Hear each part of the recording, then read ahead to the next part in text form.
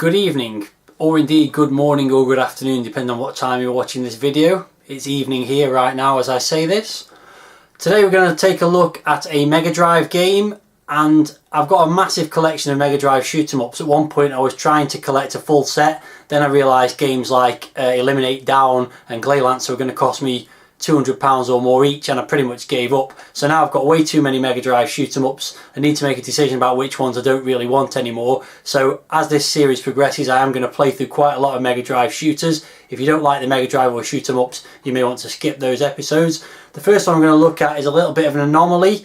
It's Sol-Deace, which is a US exclusive cartridge release for the Genesis, as it was called over there.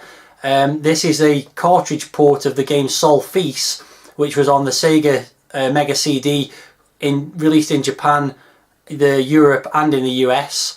For some reason it was only released on cartridge in the US, so this is a kind of an oddity in that respect. It's a slightly cut down version in that it doesn't have CD quality audio, obviously, because it's not on a CD, and also because it doesn't have the cutscenes that were included on the Mega CD version. So let's take a look at my fact file for this game.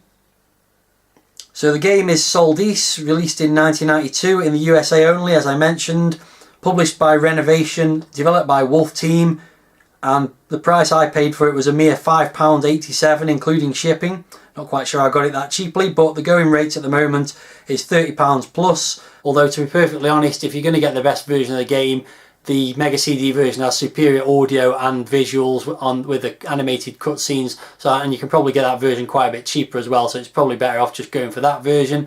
Anyway, enough talking about it, let's take a look at the packaging and then let's take a look at the game itself. That's the cartridge then, nothing very exciting about that, just says Sol-Deace on it and the Genesis logo. So let's take a look at the box.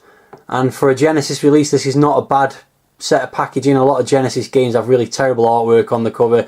This artwork, pretty unspectacular, but certainly not terrible. It's a spacecraft going up against a rather large and battered spacecraft with a red sort of sun in the background. You've got the Genesis logo on there, and 8 meg power, and the Sega seal of quality, and of course the logo for the game, and the publisher there, Renovation. And the spine, it's got the Sol-Deace logo on, and the Renovation logo and the Genesis logo. And on the back we've got some blurb about the game and some screenshots. So in the 3rd millennium, mankind has launched basically a robot supercomputer that's decided to turn on humankind. It's a familiar story, especially if you've seen any of the Terminator films.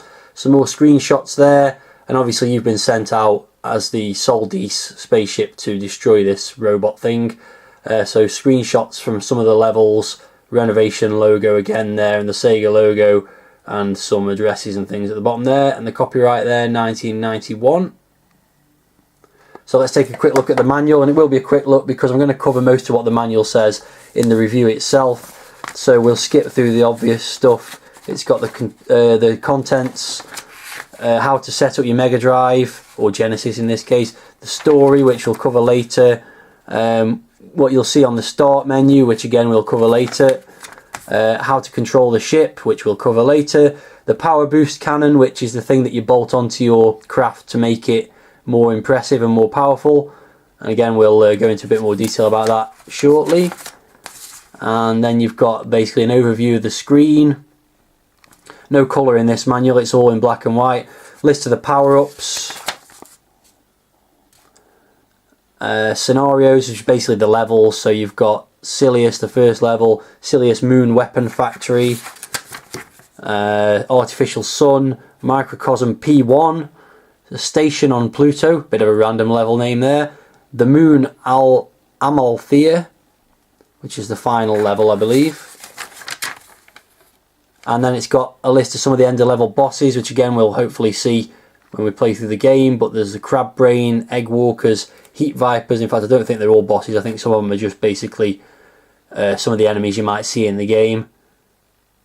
So it goes through all of those. And a list of the crew of the Sol-Deace, which is a bit superfluous and probably just filling up a page in the manual, and the warranty on the back page. And then on the very back cover we've got an advert for another game by Renovation, which is Valis, which is quite a nicely drawn piece of artwork, available now from Renovation.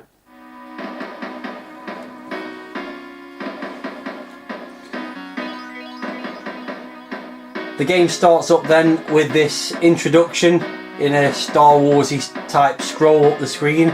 But the first question that I pose is, why on earth have they wrapped the text around at the end of some of the lines? Surely they could have just fitted all the text on one line and made it fit onto the screen a lot nicer than they've done so. So basically it's telling you about what's going on. This GCSWT artificial intelligence has taken over the world effectively, and mankind has brought all this on themselves by creating the supercomputer. Typical sort of sci-fi plot really. Sometimes life makes no sense, but the battle must occur. So it's the machine against the machine. It's up to the Sol-Deace in the clash of the oil and blood. So it's a man versus machine in space basically. And there's a picture of the Earth rotating in the background there. So the scene is set.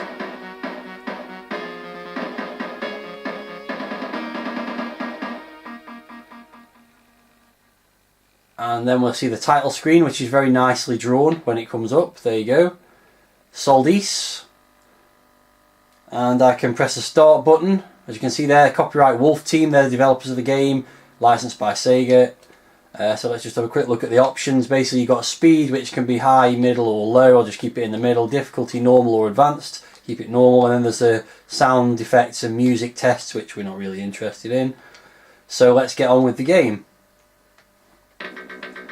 So it's a horizontal scrolling shooter. There's one button which is to fire. That's all you have to do. There are no bombs or anything like that. Nothing to discharge any kind of other weapons. So the screen scrolls horizontally but also scrolls a little bit vertically, as you can see there. So the playing area is slightly bigger than what you can see on the screen. I've already picked up a power up which gives me these cannons on the top and bottom of the ship. You can then power up either the top or the bottom. Or the middle by the way you fly into the next power-ups that you pick up. And also, as you can probably see, you can kind of tilt the cannons a little bit by pushing forwards. They both open up to give you a more three-way spread. If you pull back, they go close together to give a more sort of controlled burst. Oops, there goes a life. Never lost a life there before. That's quite annoying.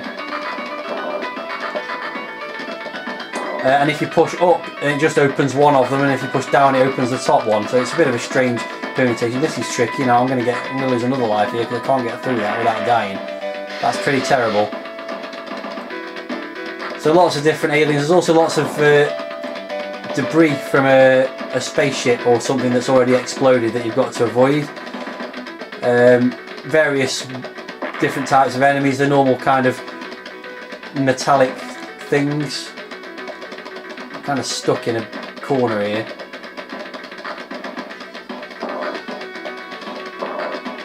So your spaceship's quite big, as you can see. It takes up quite a lot of space on the screen, but the hitbox is actually just in the middle of it, so you can get fairly close to some objects without losing a life, although I've not done a very good job so far because I've already lost 2. So occasionally you'll get these sort of larger scale enemies coming at you. Well, that one didn't take much to dispatch considering its size.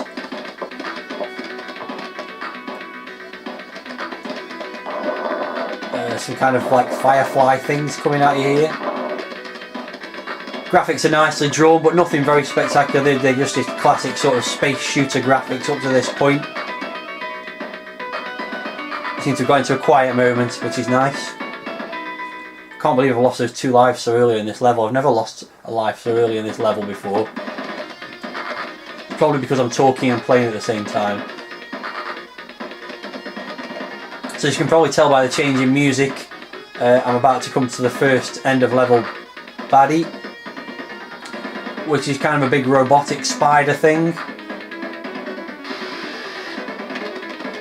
who throws lots of bits of debris at you, which presumably will hit you and kill you, but I tried to avoid them obviously because I'm not sure exactly what happens. You can't blow those up, so you've definitely got to avoid them. He will come back in a minute. Here he comes. So basically it's just trying to shoot the spider in the middle of its mouth thing there. Oh god, there goes another life now. This is pretty bad. Every time you lose a life you do automatically get given another power up, which is useful.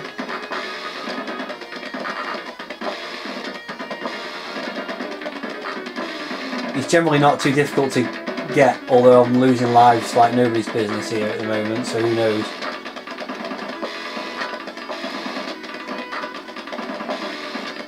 It's basically just avoid, there we go, avoid the debris, and his legs go flying off and he's blown up.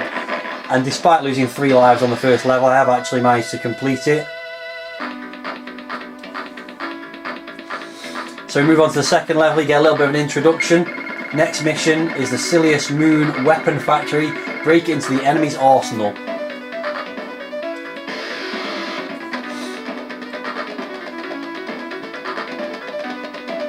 Nice music on this stage, I think. Quite like this one.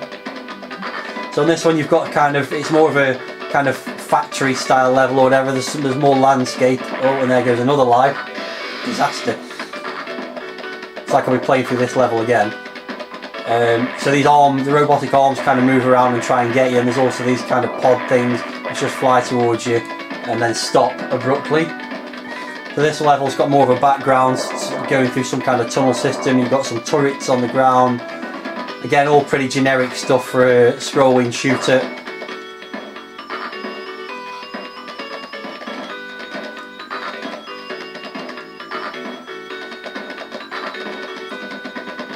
Got some kind of thing building itself. Then you got this guy who looks great. He's doing a big dance, and it takes like 1 shot to kill him. It's a bit of a strange decision.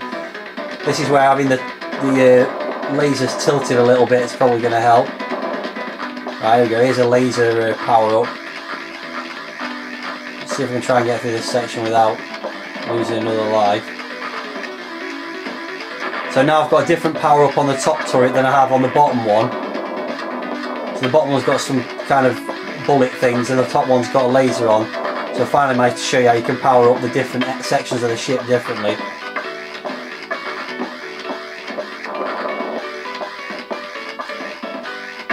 Am I going to make it through this stage without losing another life?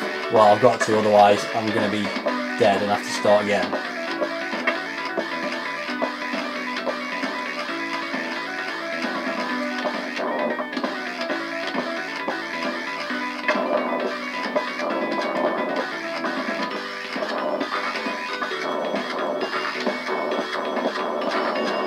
So lots of enemies flying around that don't really do you a great deal of harm.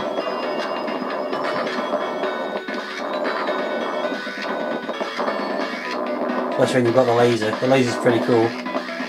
So this time I'm going to try and power up the middle of the ship. There you go, so I've got double fire in the middle, lasers on the top, bomb things on the bottom. Can't get much better than that, I don't think.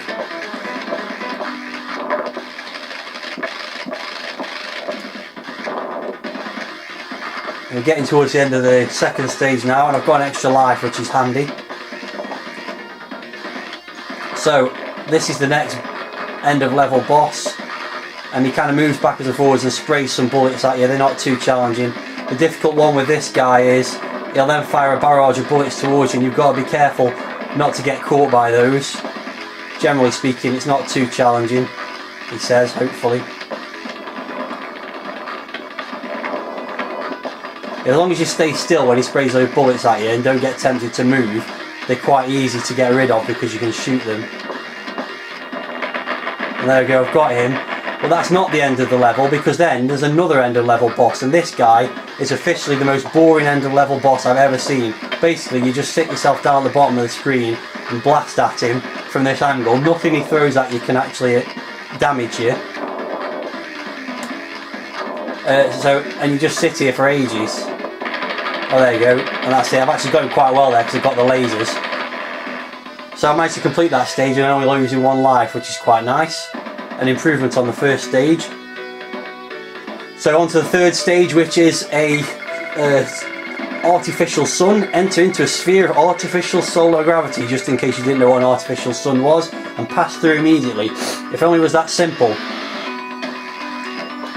So this one is a kind of stage that was made famous by games like Gradius and Thunder Force. It's a kind of solar energy sphere,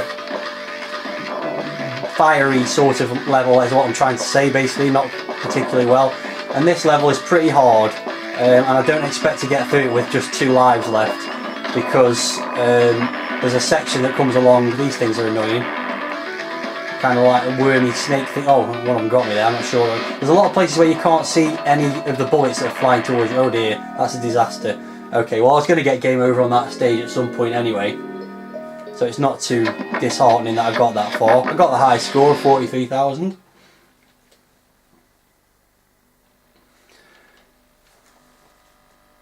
So the good news is I don't have to play through those first two stages again. I can continue on the third stage. As you can see, a continue option has appeared on the main menu.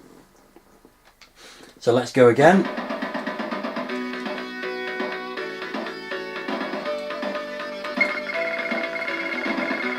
Into the artificial sun we go again, and hopefully I can do a bit better job than last time. Although I've now got no power-ups to start with, which is not a good thing.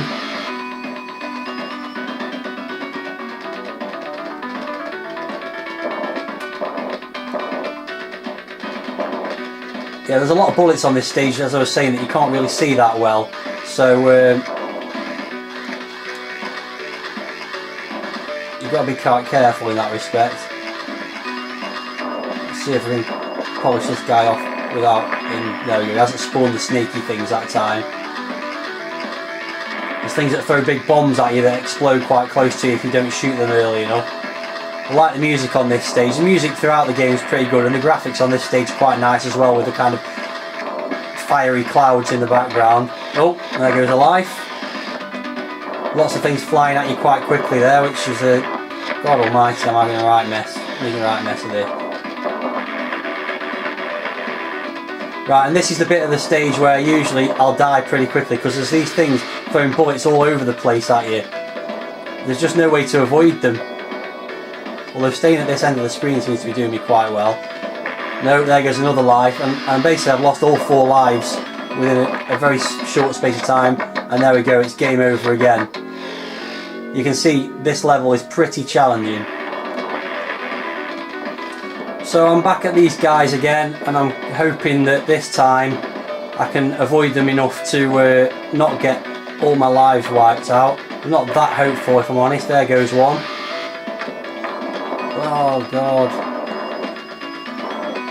Actually wiped one of them out, I think. That wasn't too bad. Just try not to get bullets rained down on me too much. Here comes another one. But he's just gone pretty quickly, so that wasn't too bad.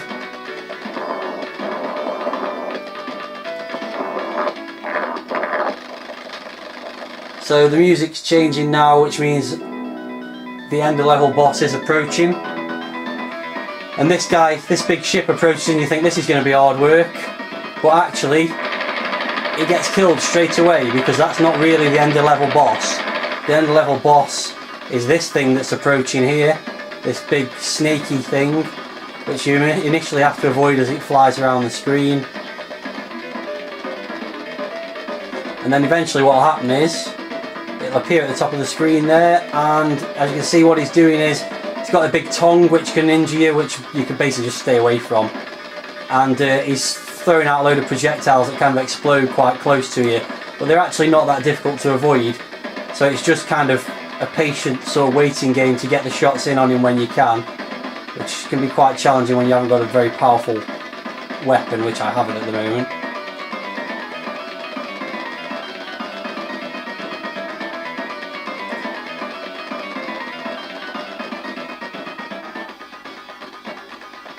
So on it goes, and I got him, cool. That didn't take too long actually. There are times where he vanishes and comes back with another sort of sequence of spins across the screen, but obviously that didn't happen. So then we get to level 4, an enemy cruise ship is approaching fast, and yet continuing the generic space shooter things that have been happening so far. We have the giant spaceship level, as made famous by the 3rd level of R-Type, and copied many times since.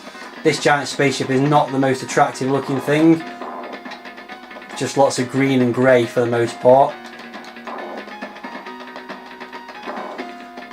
What is quite good is you go across it backwards to start with, and you, oops, when you don't lose lives, you can try and take out some of its gun emplacements as you go past it backwards, which then make it easier when you go past it forwards in a minute.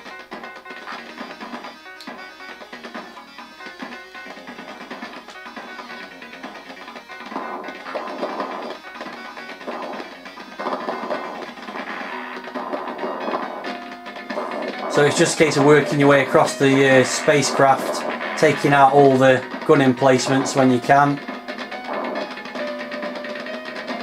This big booster on the back of it doesn't actually do any harm, which is unusual.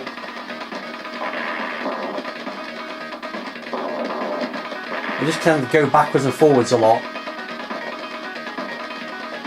Again, the music's quite nice, the graphics are quite predictable and rather dull for the most part. Gameplay wise, it's just another horizontal scrolling shooter. There's nothing really spectacular about it. The power up system's a little bit interesting, with the ability to bolt different kinds of weapons on the top and bottom of the ship. Here we've got some kind of lightning beam things going on, and a bit of slowdown as a result of them. And the key to this is to take one of them out when it collapses.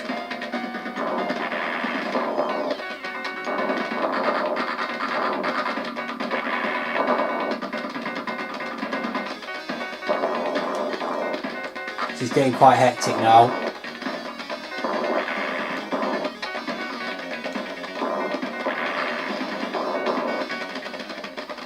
We're actually getting to the end of the level, I think, and I've still got a couple of lives left.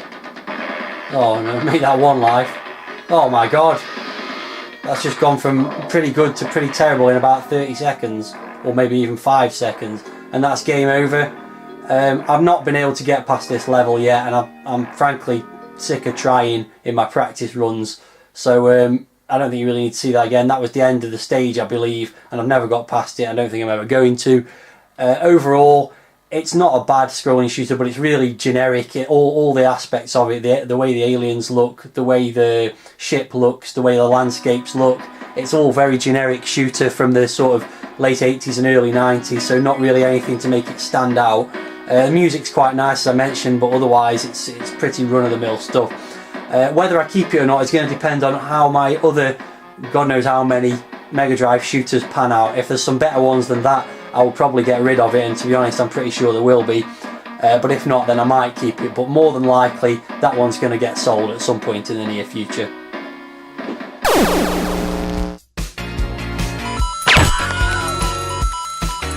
If you only knew the power of the dark side. 2, 1, 0.